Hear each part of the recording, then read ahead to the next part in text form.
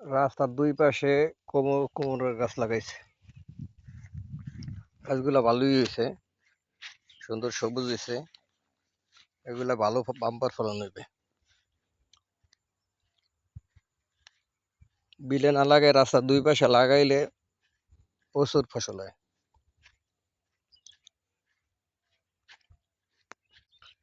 এটি ক্ষেত করলা, এটি সবাই বীজ বপন করছে।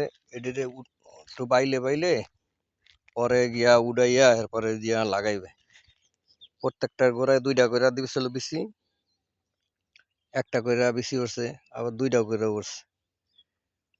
এর ভালোই খরচ হয়েছে, এনে 500-600 বিচি দিছে।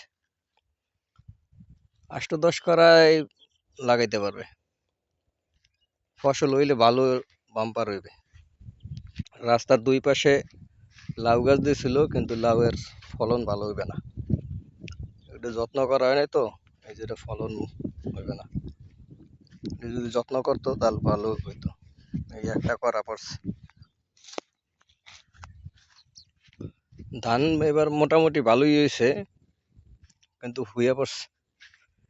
এটি আরো 1 সপ্তাহ আগে কাটার দরকার ছিল, কাটলে আরো ভালো হইতো, তাহলে শুয়ে পড়তো না। এইবার বিলে মেশিন পাওয়া যাইতেছে না, হারভেস্টার মেশিন পাইলে ভালো হইতো। তারপরে সবাই হারভেস্টার দিয়ে উঠাইবে।